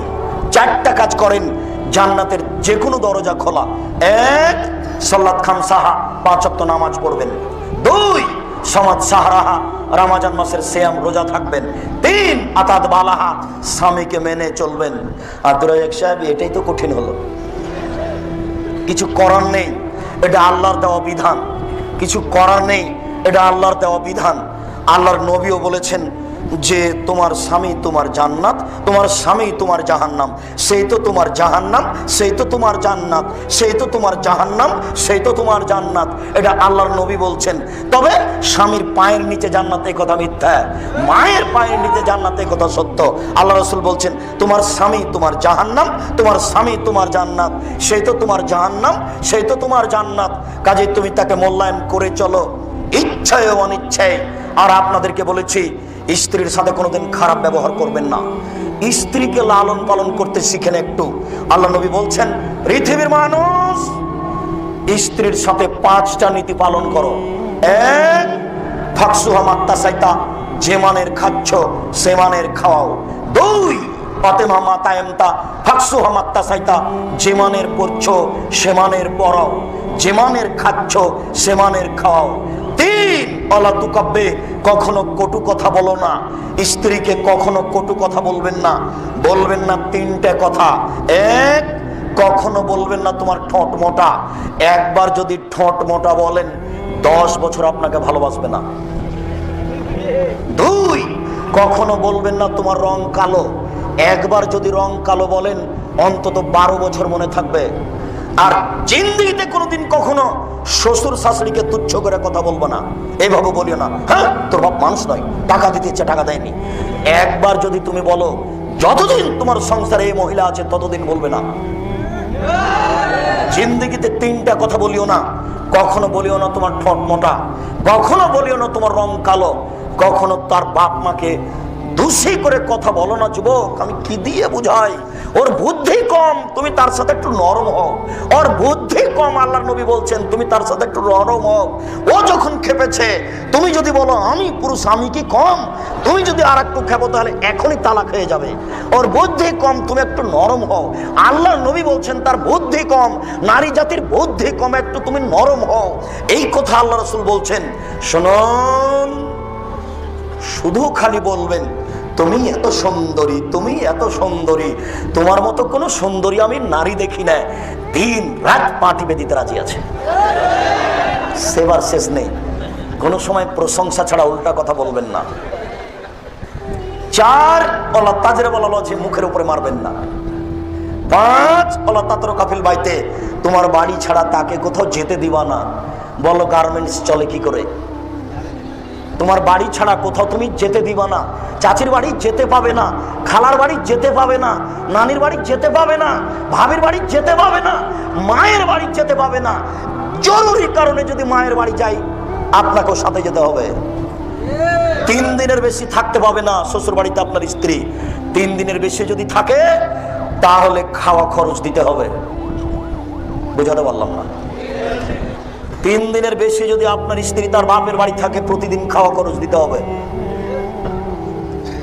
আবার ভালো করে বুঝেন, আল্লাহর নবী বলছেন তোমার স্ত্রীকে তোমার বাড়ি ছাড়া কোথাও থাকতে দিও না, কোথাও যেতে দিও না। জরুরি প্রয়োজন ছাড়া চাচির বাড়ি যেতে পাবে না। বলো যুবক, বাজার আসতে পারে কি করে? বলো ওর বাপ আছে? নেই। বলো ওর স্বামী আছে? নেই। কারো পুরুষকে নিম্নমানের লোককে আব্দুর রাজ্জাক স্বামী বলে না। কারো পুরুষকে নিম্নমানের লোককে আব্দুর রাজ্জাক বাপ বলে না। বাপ হওয়ার জন্য মেজাজ হতে হবে। তুমি থাকো, বাজার আমি এনে করে আমি করে দেব। কাপড় চিকন কিনে আর মোটা কিনে আমি পুরুষ, আমি বুঝি, তোমাকে বুঝতে হবে না। তুমি বাড়ির বস্তু, তোমাকে বাড়িতে থাকতে হবে। 1450 বছর পূর্বে মুহাম্মদ সাল্লাল্লাহু আলাইহি ওয়াসাল্লাম বলেছেন তুমি তোমার স্ত্রীকে তোমার বাড়ি ছাড়া কোথাও যেতে দিও না, কোথাও থাকতে দিও না। বলো কমিউনিটি সেন্টার কি দিয়ে চলে? তুমি যে বিবাহ করতে এসেছো, ওই যে 50 জন মেয়ে বেশ্যালয়ের মেয়ে আছে, তোমার ভাবি, তোমার চাচাতো বোন, খালাতো বোন, তোমার সূচনায় যে না। বলো এই পরিবার কিভাবে ঠিক হবে? সম্মানিত মুসলিম বোন, নিরাশা হবেন না। 4টি কাজ করলে জান্নাতের 8টি দরজা খোলা। 1, 5 ওয়াক্ত নামাজ পড়বেন। 2, রমজানের রোজা থাকবেন। 3, স্বামীকে মেনে চলবেন। 4, জেনায় লিপ্ত হবেন না। আহসানাত ফারজাহা, জেনায় লিপ্ত হবেন না। আজ থেকেই শেষ। এই ছেলে, বক্তব্যের সাথে মুনাফিকি করো না। আগামীকাল সন্ধ্যা হতে যদি তোমার মোবাইলে নাম্বার থাকে আর তুমি যদি কোনো মোবাইলে কোনো মেয়ের সাথে কথা বলো, তুমি মুনাফিক, তুমি মুনাফিক, তুমি মুনাফিক। তুমি ধর্মের দাম দাও না। তুমি এমনিতে বসে আছো, তোমার মুসলমানের বাচ্চা হতে তোমার সন্দেহ আছে, তুমি কেন মানো না? তোমার পরিবর্তনের জন্য এসেছি। আল্লাহ তোমাকে কবুল করুক, আল্লাহুম্মা আমিন। আল্লাহর অশেষ দয়া আল্লাহ তোমাকে কবুল করুক, আল্লাহুম্মা আমিন। আল্লাহর অশেষ রহমত আল্লাহ তোমাকে কবুল করুক, আল্লাহুম্মা আমিন। মুসলিম বোন, নিরাশা হবেন না। সারা পৃথিবীর পুরুষ নারী জেনা করে নিরাশা হয় না যেন। সারা পৃথিবীর পুরুষ নারী প্রেম প্রীতি হয়েছে, যাক হয়ে গেছে গেছে, নিরাশা হয় না যেন। আল্লাহ তাআলা বলেন ওয়ানাহান নাফসা আনিল হাওয়া ফাইনাল জান্নাতা হিয়াল মাওয়া। আদমের ছেলে মেয়ে যদি তার প্রবৃত্তিকে ঠেকাতে পারে, আমি আল্লাহ তাকে জান্নাতুল মাওয়া দিব অদাবদ্ধ। আমি আল্লাহ আদমের ছেলে মেয়ের সাথে অদাবদ্ধ। আমি আল্লাহ আদমের ছেলে মেয়ের সাথে অদাবদ্ধ। তারা যদি তাদের অশ্লীল কাজকে ঠেকাতে পারে, আমি তাকে জান্নাতুল মাওয়া দিব। আমি তাদের জান্নাতুল মাওয়া দিব। অনাহান নাফসা আনিল হাওয়া ফাইনাল জান্নাতা হিয়াল মাওয়া। কেউ যদি নিজেকে ঠেকাতে পারে প্রবৃত্তি থেকে, তাহলে আমি তাকে জান্নাতে দিব। যুবক শুনে রাখো, হুজুবাতিন নার বিশাওয়াত, মনের ইচ্ছে দ্বারা জাহান্নাম ঘেরা আছে। হুজুবাতিন জান্নাত বিল মাকারিহ, নিয়ম নীতি দ্বারা জান্নাত ঘেরা আছে। দাড়ি চাঁচে যারা, মন মতো চলে তারা। টাকনু নিচে প্যান্ট পরে যারা, মন মতো চলে তারা।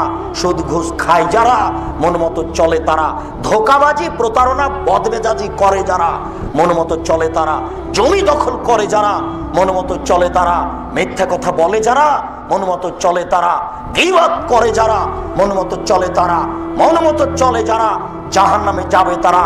ছোট ব্লাউজ পরে যারা, আমি ছোট ব্লাউজ হারাম বলিনি।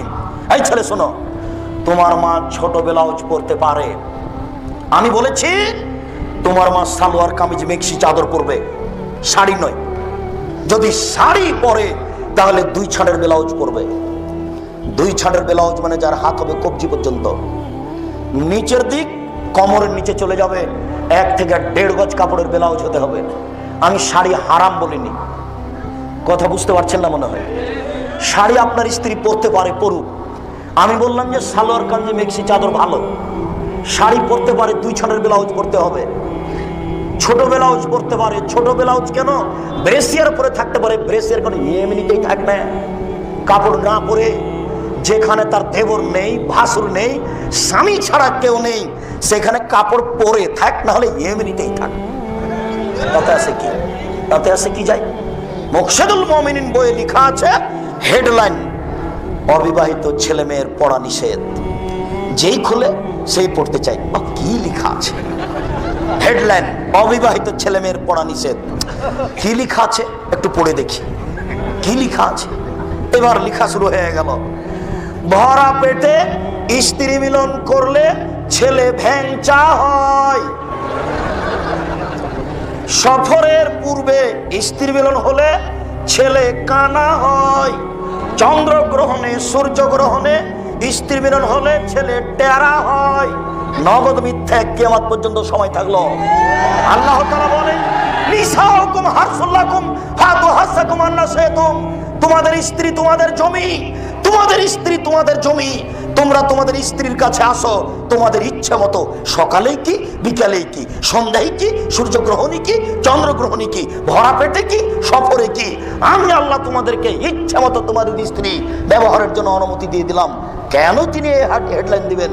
শুনুন, স্ত্রীকে মূল্যায়ন করার চেষ্টা করুন। এই ছেলে শুনে রেখো, ইবলিস প্রত্যেক দিন তার চেয়ারটা আটলান্টিক মহাসাগরের উপর রাখে। ইবলিস তার চেয়ারটা প্রত্যেক দিন সাগরের উপরে রাখে। সকালে সাগরের উপরে রেখে বসে সব শয়তানকে ডাকে। তার কাজ চলে নিয়ম মাফিক। দেখো শয়তানের কাজ নিয়ম মাফিক চলে। ডেকে বলে তোমরা পাপি করাও, বিকালে রিপোর্ট দিতে হবে। একজন এসে বলে যাবো না, আমি একটা কাজ করেছি। কি? জেনা করিয়েছি, যাও, এটা কোনো কাজ হয়নি। আর একজন এসে বলে যাবো না, আমি একটা কাজ করেছি। কি করিয়েছ? মারামারি লাগিয়ে দিই, যাও, এটা কাজ হয়নি। আর একজন এসে বলে যাবো না, আমি একটা কাজ করেছি। কি? স্বামী স্ত্রীর মধ্যে গন্ডগোল লাগিয়ে দিয়েছি। তখন ইবলিস বলে হ্যাঁ তুমি একটা কাজ করেছো, কাজের মতো কাজ। এভাবে লাফে উঠে তাকে বুকে জড়িয়ে ধরে নেয় ইবলিস। স্বামী স্ত্রীর মধ্যে গন্ডগোল পাকাতে পারলে গোটা পরিবারটা ধ্বংস। ওই স্বামীও তখন গার্মেন্টসে চলে আসবে, স্ত্রীও আসবে। স্বামী তখন জেনা করবে আরেকজন পুরুষের সাথে, মহিলা তখন জেনা করবে আরেকজন পুরুষের সাথে, আর স্বামী জেনা করবে আরেকজন নারীর সাথে। যেটা দিন রাত হচ্ছে, তোমরা রক্ষা করার চেষ্টা করো। সম্মানিত দিনী ভাই, আল্লাহর অনেক দয়া, আপনি মূল্যায়ন করুন। আপনাদের দাঁড়িয়ে থাকা বসে থাকা দেখে আমি খুবই খুশি। আল্লাহ আপনাদেরকে যাজায়ে খায়ের দান করুক। আমার এই অংশে এসে আপনাদের সাথে একটা জরুরি কথা। বসো, আমি কথা শেষ করে আপনি উঠছেন কেন? আমার একটা কথার শেষে একটা দোয়া আছে। আপনারা আমার দিনী ভাই, 10 থেকে প্রায় 15 বছর থেকে আমি ঢাকা আসি। আমরা রাজশাহী চাঁপাইনবাবগঞ্জের পল্লীর মানুষ, একেবারে গ্রাম অঞ্চলের মানুষ। আমাদের বাড়ির 3 দিকে নদী। আমার পড়াশোনা চাঁপাইনবাবগঞ্জ, নাচক, তারপর ইন্ডিয়া, তারপর শিক্ষা জীবন রংপুর, গাইবান্ধা, গোবিন্দগঞ্জ 8 বছর, তারপর 17-18 বছর চলছে রাজশাহী নওদাপাড়া। আমার কাজ, আমি শিক্ষক, নওদাপাড়া প্রতিষ্ঠানের শিক্ষক, মাদ্রাসার আমি কোরআন হাদিস পড়াই। দ্বিতীয় কাজ, আমি আত্মাহারিক পত্রিকায় ফতোয়া লিখি, 18 বছর থেকে লিখছি। তৃতীয় কাজ, আমি হাতে একটু ভাঙাচোরা লিখি। আমার তেমন কোনো বিদ্যা নেই, তবু আমার লিখার মন চাইলো এজন্য যে রাস্তাঘাটের বইগুলি প্রায় মিথ্যে। বইয়ের নাম কি করলে কি হয়, কি করলে ছাই হয়, কিছুই হয় না। বইটাই মিথ্যা, নামই মিথ্যে। আর মিথ্যে কথায় সব পরিপূর্ণ, কেউ একটা চিন্তা করে না। আমার কাছে তেমন লিখার কোনো যোগ্যতা নেই, এরপরেও বই পুস্তক সব মিথ্যে দেখার কারণে হালকা একটু হাত দিয়েছি, কিছু লিখার কাজ করি। আর আমি বক্তব্য জানি না, আমি কণ্ঠস্বরে বক্তব্য দেওয়া জায়েজ মনে করি না। আমি এক সন্ধ্যায় কোনোদিন কারো বক্তৃতা নকল করিনি। 1990 সাল থেকে মাঠে আছি। আমি কোনোদিন কাউকে বলিনি যে পথ খরচটা দিবেন পাথেও। এই 90 সাল থেকে না আজ পর্যন্ত যদি প্রমাণ হয়ে যায় যে আব্দুর রাজ্জাক সাহেব একদিন পাথেও চেয়েছিল, তাহলে আমি আর জিন্দেগিতে কোনোদিন বক্তব্য দিতে যাব না। আজকেই শেষ। শুধু তাই নয়, 90 সাল থেকে এখন পর্যন্ত আমি কোনোদিন কাউকে বলিনি যে আমার নামটা লিখার পরে লিখবেন ডবল কামিল ফার্স্ট ক্লাস, ডবল দাওরা ফারেক বানারস, এটা আপনি লিখবেন। এই কথাটা আমি এই 20 বছরে কোনোদিন মুখ দিয়ে বের করিনি। যদি প্রমাণ হয়ে যায় যে আব্দুর রাজ্জাক সাহেব একদিন তার পরিচয় লিখতে বলেছিলেন, আমি আর জিন্দেগিতে কোনোদিন বক্তব্য দিতে যাব না। 3, 2011 সাল থেকে আমি পৃষ্ঠভিত্তিক কথা বলি। আপনি দেখেন আমার যেটুকু ভাগ সেটুকু আমি কোরআন হাদিস দিয়ে পূর্ণ করে রেখেছি। আমি ইনিয়ে বিনিয়ে হাত হিলিয়ে 5 কথা বলতে রাজি নই। আমার যেটুকু ভাগে পড়েছে সেটুকু আমি পুরো কোরআন হাদিস দিয়ে পূর্ণ করে রেখেছি। আপনি খেয়াল করবেন, যখন আমার পালা আসবে তখন আমি বলবো আবু হুরায়রা রাদিয়াল্লাহু তাআলা আনহু বলেন। আপনি খেয়াল করে দেখবেন, এইভাবেই শুরু হবে। আর যেটা টিভি টক একক বক্তব্য, সেটা 25-30 মিনিটের পুরো সময়টা আমি কোরআন হাদিস দিয়ে পূর্ণ করে রেখেছি। অপ্রয়োজনীয় কথা আমি বলার জীবনে কোনোদিন চেষ্টা করিনি। 2011 সাল থেকে আছি। কেউ যদি বলে দিতে পারে যে আব্দুর রাজ্জাক সাহেব বলেছিলেন একটু লিখিয়েন পিস টিভি বাংলা, আমি বলেছি, এই কথাটা প্রমাণ হয়ে গেলে জিন্দেগিতে আমি আর কোনোদিন বক্তব্য দিতে যাব না। কথা বুঝাতে পেরেছি? আমি স্বার্থে কোনোদিন এক পা ফেলিনি, ভবিষ্যতেও ফেলবো না ইনশাআল্লাহ। স্বার্থে কোনোদিন আমি এক পা ফেলিনি, ভবিষ্যতেও ফেলবো না ইনশাআল্লাহ। আমি প্রায় 15 বছর থেকে ঢাকা আসি। তখন থেকে ভাবছিলাম যে ঢাকায় বা ঢাকার আশেপাশে একটা বিশাল ভূখণ্ড কোথায় পাওয়া যাবে, যেখানে একটা উন্নত মানের প্রতিষ্ঠান গড়া যাবে, যেখানে ছেলেরা উন্নত মানের বাংলা, ইংরেজি, আরবি শিক্ষা অর্জন করে এদেশের অন্যায়ের বিরুদ্ধে লড়বে মুখে কলমে মিডিয়ায়। এই আশা নিয়ে ঘুরতে ঘুরতে দেখলাম আপনাদের বাড়ির পাশেই কাঞ্চন ব্রিজের এই দিকে মিরপুর না কিনা মিরের বাজার পার হয়ে একটা জায়গা আছে কালনি থেকে হাতের বামে 3 কিলোমিটার ভিতরে দেবই বাজারের পাশে হাঁটাবো গ্রামের লোকেরা আমার হাতে 14 বিঘা জমি এক জায়গাতে হস্তান্তর করেছে। আমি তাদের শুকরিয়া আদায় করি, আল্লাহ তাদেরকে যাজায় খায়ের দান করুক। 2013 সালের 24শে আগস্ট রোজ মঙ্গলবার 11টার সময় এলাকার লোককে সাথে নিয়ে কাঁঠাল গাছের নিচে আমি বলেছি, আমার হাতে টাকা নাই, এ কথা সত্য, এখানে প্রতিষ্ঠান গড়বে, এ কথাও সত্য, গড়বে ইনশাআল্লাহ। কিভাবে গড়বে সেটা আমি জানি না, তবে গড়বে এতে আমি বিশ্বাসী, গড়বে। আমার হাতে টাকা নাই, এ কথাও সত্য, এখানে প্রতিষ্ঠান গড়বে, এ কথাও সত্য, ইনশাআল্লাহ গড়বে। এদেশের মাটিতে, ভারত, বাংলাদেশ, পাকিস্তানের মাটিতে, এদেশের মাটিতে সবচেয়ে উন্নত মানের প্রতিষ্ঠান করতে চাই। আল্লাহ তুমি কবুল করো, হবে ইনশাআল্লাহ। আপনি এখন যদি দেখতে যান তাহলে আপনার মনটা ঠান্ডা হয়ে যাবে। রাস্তাতে একটু ভারী লাগে, যেটুকু ভারী লেগেছে প্রতিষ্ঠানে গেলে ভারীটুকু কেটে যাবে। হাসি ছাড়া আপনি ফিরে আসতে পারবেন না। আপনাকে ভালো লাগবে আপনার বাড়ির পাশে। এখানে যেটা আমি আপনার কাছে দাবি রেখেছি সেটা হলো এই, একটু আল্লাহর কাছে দোয়া করবেন, আল্লাহ আব্দুর রাজ্জাক সাহেব যে কাজটা করছেন এটা তুমি কবুল করো। আমি এইটুকুর আপনার মুখাপেক্ষী বেশিরভাগ আপনি খালি বলবেন আল্লাহ আব্দুর রাজ্জাকের এই কর্মটা তুমি কবুল করো, আল্লাহ আমিন। ওখানে কবুল হয়ে গেলে আর কেউ ঠেকাতে পারবে না, আর সম্ভব নয়। দুই, আপনি পরামর্শ দিয়েন, আপনার পরামর্শ মূল্যায়ন করব। তিন, ছেলে মেয়ে পাঠিয়ে প্রতিষ্ঠানকে মূল্যায়ন করবেন। 2015 সালের 3রা জানুয়ারি মেয়েদের প্রতিষ্ঠান চালু হয়েছে। ছেলে মেয়ে পৃথক পৃথক স্থানে থাকে, পৃথক পৃথক স্থানে খায়। সব শিক্ষক শিক্ষিকা মাস্টার ডিগ্রি পাস, বদিনা বিশ্ববিদ্যালয় থেকে পড়ে আসা, সব উচ্চ শিক্ষিত শিক্ষক। উন্নত মানের শিক্ষা দেওয়ার আমরা প্রাণপণে চেষ্টা করছি। ছেলে মেয়ের পৃথক পৃথক থাকার ব্যবস্থা আছে। ভর্তি ফি এতদিন কম ছিল, আমরা মোটামুটি ভর্তি ফি বেশি না করলে মানুষ মনে করছে যে এটা মনে হয় একেবারেই সাধারণ প্রতিষ্ঠান, টাকা লাগে না কেন। পিস স্কুলে অমুক স্কুলে ভর্তি লাগে কয়েক লক্ষ। বাপ মা তো আর বুঝে না যে এইসব প্রতারণা। মাইকেল মধুসূদন দত্ত লন্ডন গেছিল ইংরেজি শিখতে, 5 বছর বয়সে না 40 বছর বয়সে, 40-50 বছর বয়সে। আপনি আপনার দুধের ছেলেকে ইংরেজি বাংলা এভাবে শিখাবেন, এটা কি করে বুঝলেন? এই নীতি আমি বিশ্বাস করি না, আমি নগদ নীতিতে বিশ্বাসী।